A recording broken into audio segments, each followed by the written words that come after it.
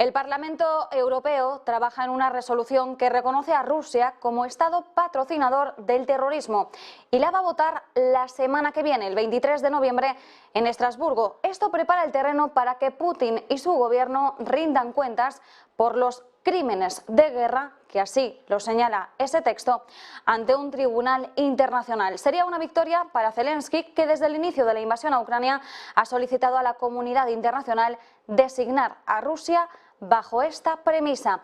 El texto ya está acordado y en él los eurodiputados enumeran una larga lista de violaciones a los derechos humanos perpetradas por el líder del Kremlin.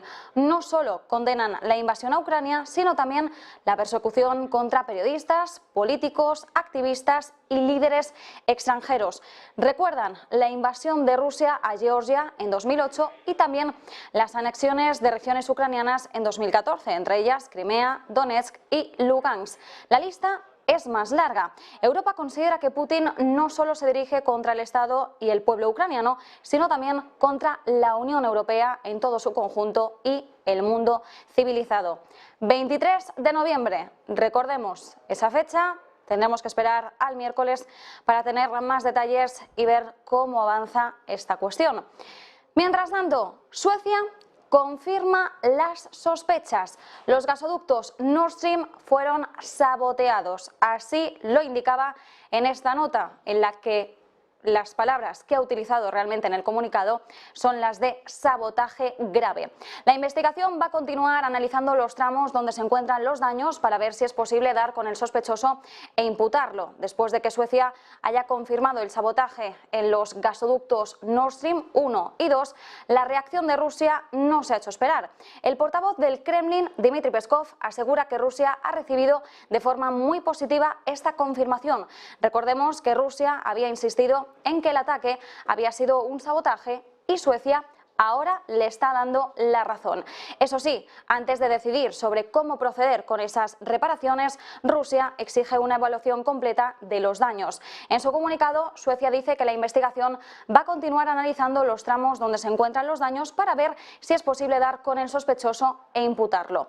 Rusia insiste en que es importante encontrar a quién está detrás de todo esto, así que está premiando para que se dé con el culpable lo antes posible. Y mientras tanto, vamos a mirar este mapa a continuación y vamos a dejárselo también en la máxima imagen posible para que puedan verlo con detalle, porque este es el mapa que nos podría indicar cuáles son las vulnerabilidades en infraestructura energética que ahora mismo tiene Europa. Vamos a verlo en pantalla grande porque después del confirmado sabotaje en los gasoductos Nord Stream, ahora la clave está en qué otras infraestructuras europeas de energía podrían ser vulnerables a ataques.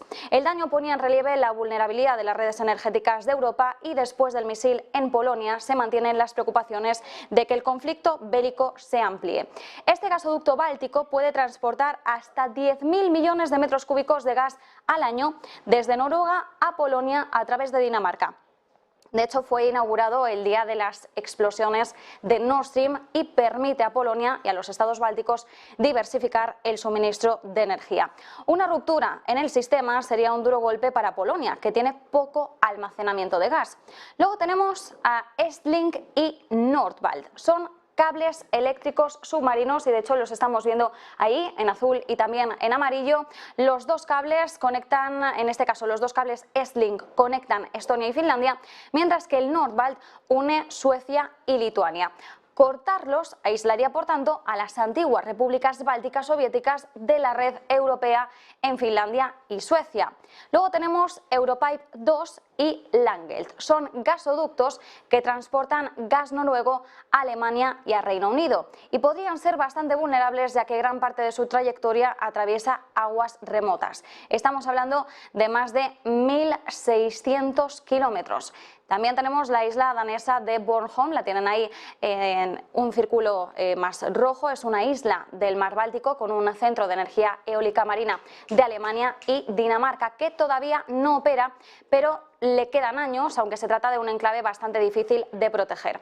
Un incidente allí supondría un duro golpe a los esfuerzos de Europa por avanzar en su independencia energética. Y por último tenemos las terminales de gas natural licuado.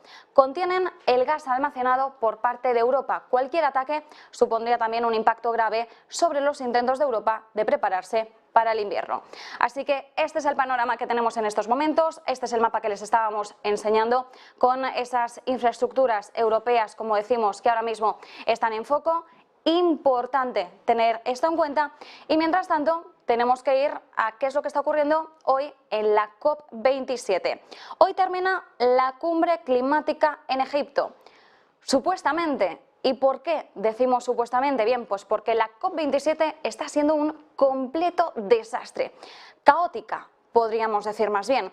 El borrador de la declaración parece que no sale adelante, las negociaciones no avanzan, los acuerdos climáticos están brillando por su ausencia. Recordemos que ya a principios de esta semana la ministra Teresa Rivera no descartaba que la cumbre tuviese que alargarse más allá del viernes. Y ojo, porque parece que no va a quedar más remedio. En lo único en lo que los diplomáticos parecen estar de acuerdo es en que esto es un caos. Los asistentes a la cumbre están exasperados porque el tiempo apremia. Se termina la cumbre y no hay un documento sólido que respalde los objetivos y compromisos que se supone que deben acordar conjuntamente los países presentes. El borrador del documento apenas sumaba 20 páginas en estas últimas horas frente a las casi 1.200 de la declaración del G20 de esta semana. Comparemos casi 1.200 páginas de la declaración de una cumbre, la del G20, que duró 2 días, respecto a 20 páginas apenas de una cumbre climática que ha durado, ¿qué? Estamos hablando de una semana, semana y pico, tiene tela. El texto de la presidencia, además, carece de referencias a la reducción gradual del petróleo, el gas y el carbón, un paso que sería visto como un progreso significativo respecto al acuerdo del año pasado en Glasgow. La versión de la presidencia es importante porque se espera que se convierta en una declaración oficial en algún momento de esta semana. El jefe de clima de la Comisión Europea, Frans Timmermans, reconoce que no está convencido de en qué va a quedar todo esto. Dice, si esta COP falla, todos perdemos. Y hay que recordar de todos modos que la presidencia egipcia de la COP27 no tenía como objetivo un texto ambicioso y de cambio. Ya lo dijimos en el arranque de la cumbre, que no se esperaban grandes nuevos acuerdos, sino avanzar en la implementación de los ya existentes. Pero es que en eso tampoco está habiendo un progreso. Así que la frustración con la presidencia egipcia va en aumento en esta cumbre. Ha habido mala gestión de infraestructuras con dificultades para conseguir alojamiento, agua y comida.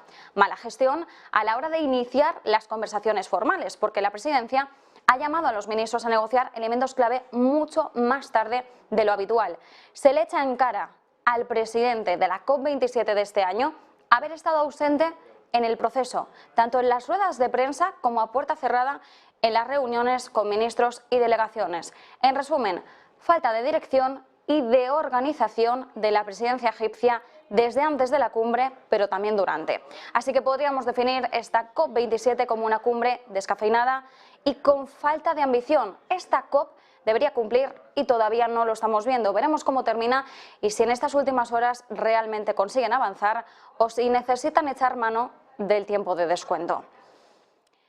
Así que sí, caos. Caos es la situación que mejor definiría la COP27, pero hay otro caos que tenemos ahora mismo entre manos y en este caso tenemos que mirar al sector tecnológico.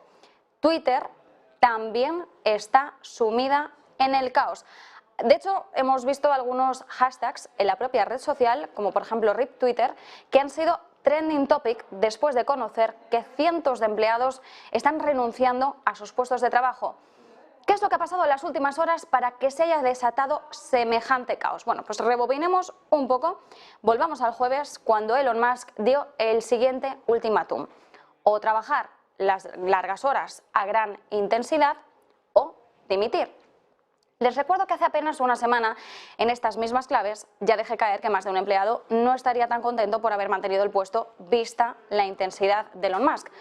Pues aquí tienen la reacción de algunos de ellos, el desgaste que están sufriendo los trabajadores de Twitter durante todo este proceso e incluso antes podría haber desembocado para muchos en un síndrome de burnout de manual, el síndrome del trabajador quemado por traducirlo así, que vendría a ser lo mismo que un desgaste de narices. Anoche Elon Musk llegó a decir que no estaba preocupado por las renuncias porque las mejores personas se quedan, y a esto se le suma que la compañía ha notificado a la plantilla que va a cerrar oficinas y que va a cortar el acceso con tarjeta hasta el lunes.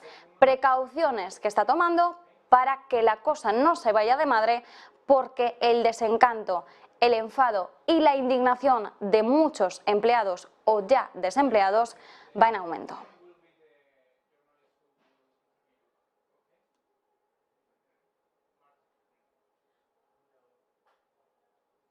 Y nosotros nos quedamos con estas claves.